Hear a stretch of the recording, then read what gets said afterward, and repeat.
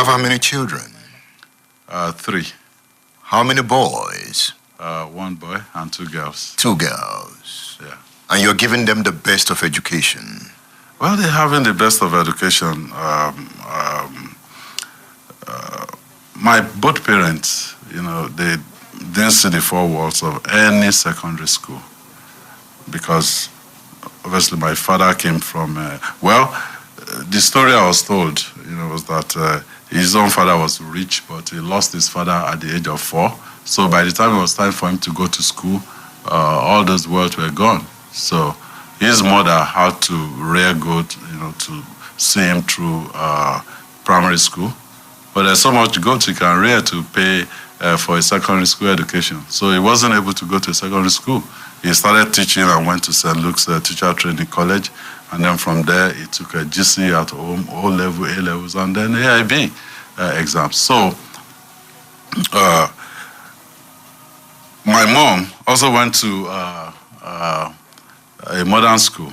After the modern school, she started working in the civil service of the Western region then, and later Oyo State. She retired at Oyo State Secretariat here as a telephone operator. She didn't retire as a permanent secretary because she didn't have the education. But I was given the opportunity and the privilege, for a good education with the foundation laid in this Oyo State. I went to Bishop Phillips Academy and then the University of Lagos. But my first daughter now, she's in her 3rd year. She'll be finishing at Wharton Business School. Yes, I remember you raising the point of Wharton. Why did you choose Wharton for her? It's one of the best business schools in the world. Actually, it's the best in the world right now. That's the ranking. No, she I did not choose it for her. I did not even fill the application for her. She must be brilliant to go to Wharton. She filled her application herself. I did not influence it in any way. And then she was admitted. No. We are having a Seyi with children with quality education. Do you think of a Wharton somewhere in Oyo State soon? Well, Can LAUTECH be a Wharton? Yeah, and I'll explain how. When I went to MIT for some short programs, we're given certain resources, and with me being here, I still tap into those resources because they are internet-based. So I can have students at LAUTECH with a link, to Wharton, and they will have access to the same material that these folks are using out there. But you need to motivate the teachers. You need to motivate the lecturers. You need an environment that is conducive. When I went to meet with the students and lecturers at LAUTECH, I was made to realize that for 8 years, no one single block has been placed on the other in terms of infrastructure. Electricity is practically not there. Did you ask them how much has been invested on research?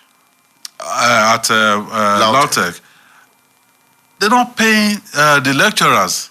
They're not paying the lecturers. Talk less of investment in research. And those are the things that we said we're going to correct. There is a UNESCO standard for you to properly fund education.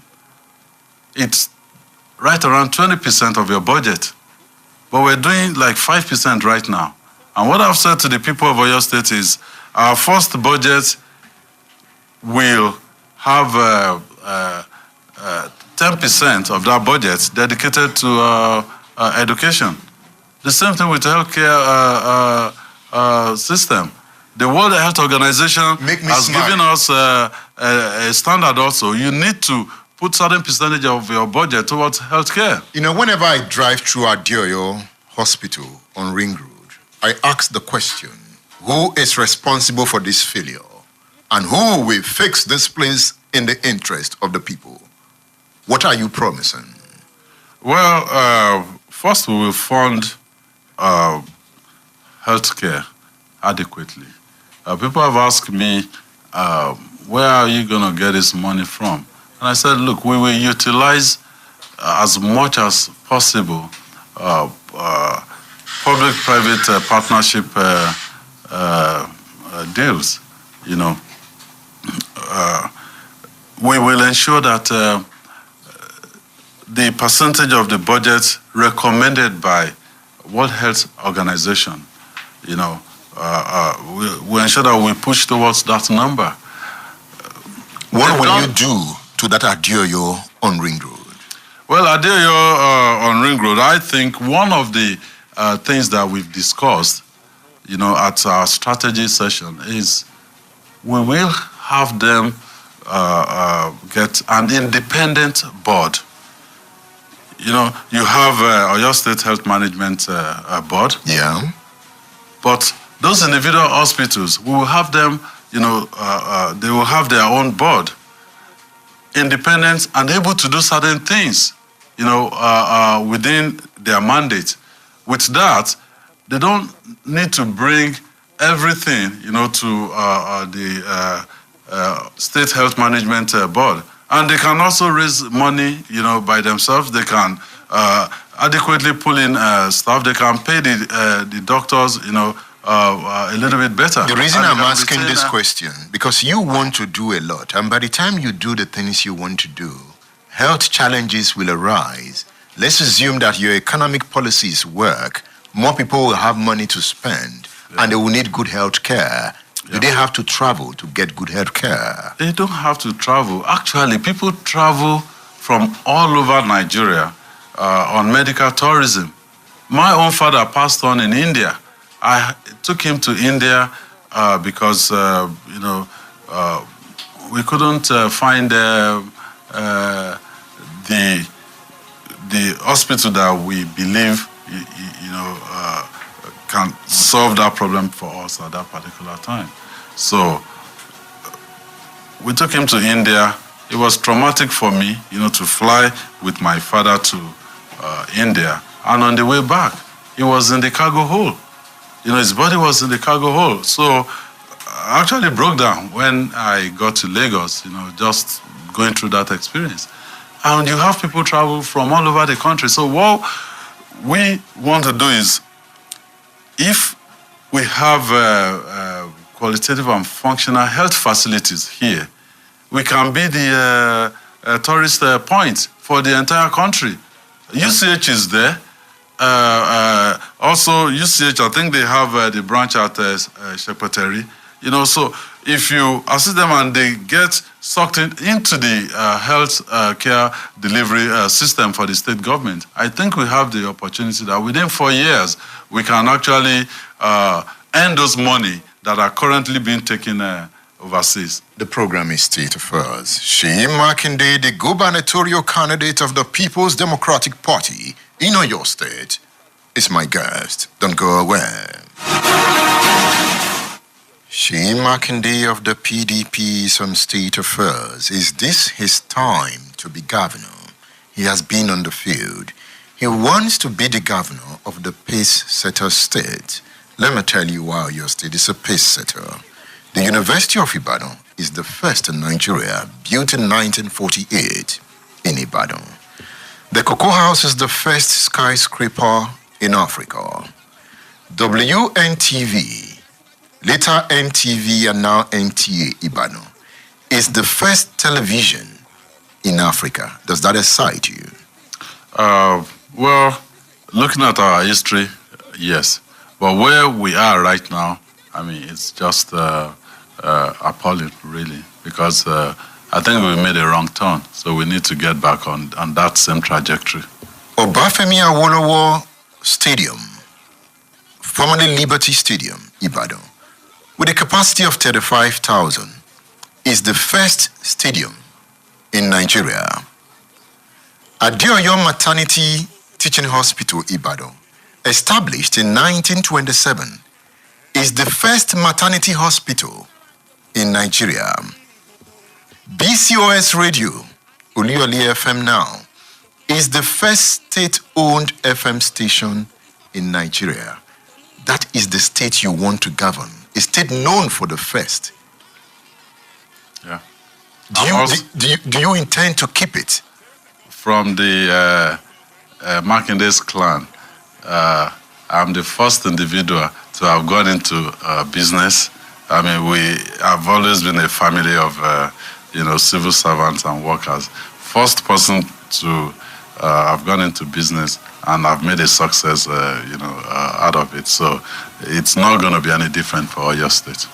You are going to make sure that pace certain instinct remains. Yeah, we have the capacity, we have the people, we have the material resources to do it.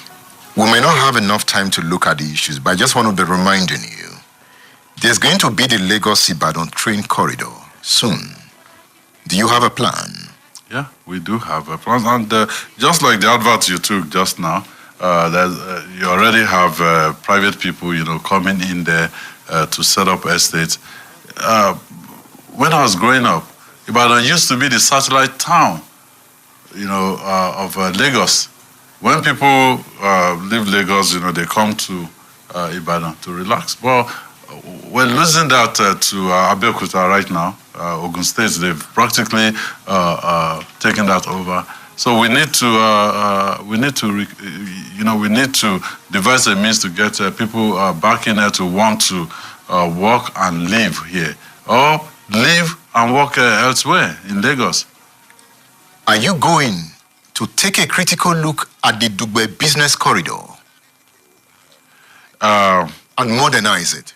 When you go to Dugbe, you see, some of those buildings went back as far as the 50s. Yeah. Right? And it's a downtown concept. If you've been to downtown Houston, downtown Chicago, downtown New York, it's the same concept. You have the financial district, you have restaurants, you have places. It has been abandoned. Yes. But I can tell you that as the governor of this state, I'll be going somewhere out there to unwind. I will remind you. Yes, I will remind you. To unwind where possible every Friday. Every Friday. Yes. The Ring Road Entertainment Corridor, the Bodija Entertainment Corridor, do you have a plan?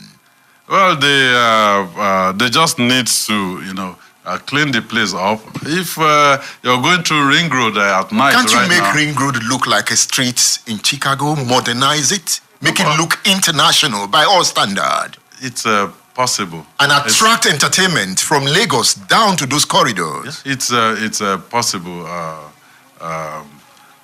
Edmund. But you see, for us, before we spend a dime of Oyo State money on infrastructure, it will be tied to our economy. And no money is going to Lagos, right? No godfather. Not a dime of Oyo State money will go to Lagos. They're not going to collect our taxes here, and they will have no business with whatever we get. Is that what the APC has been doing? Well, we know who gave Oyo State its finance commissioner from 2011 to 2015. Who? Well, it's the godfather. Engineer Seyi Makinde. He's the godfather in Lagos. Somebody who is staying on the popular street called Bodilon in Lagos. And that godfather now has moved Akalaya into the APC again, right? It's fine. Oyo State people have spoken. We will defeat them. And that godfather will control Adelabu, right? Of course. We know where all of this is leading Adelabu disagrees with you. Why will he disagree? I can point out quite a number of things that is recanted on. First, he said the tertiary institutions should be self-funding. And then we came up with a plan that we're going to adequately fund education. And then he made a U-turn and said, well, yeah, I'm going to do free education as well. And you can't preach continuity and say, well, I'm going to continue with the policies of this present government. Free education is not one of them. So APC down in Oyo State come Saturday. Oyo State is a model state. We know what we're doing. And then to answer Ogun Okowari near Oyo State. Talk to the people directly in 30 seconds. So I want to say to my good people of Oyo State, Amakini, you've shown, if you look at the map, of the electoral contest last Saturday. Oyo State stood out. You got all of these blue states around us, but Oyo State stood out. So please come out next Saturday. Do the same thing. Prove the godfathers, prove them wrong, and take Oyo State treasury away from them. Is this Seyi Makinde's time? The ball is in your court as the people. The decision is yours to make. Is this Seyi Makinde's time? I wait for the answer. Come Saturday next week.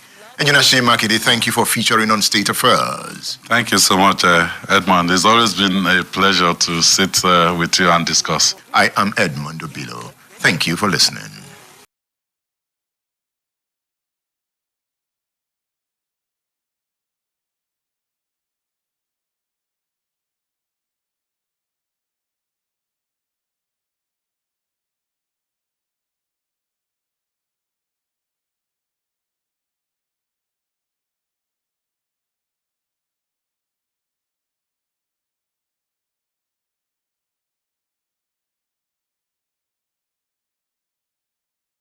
Now, when I look at you, you are very calm. I know you to some extent. And you are a billionaire.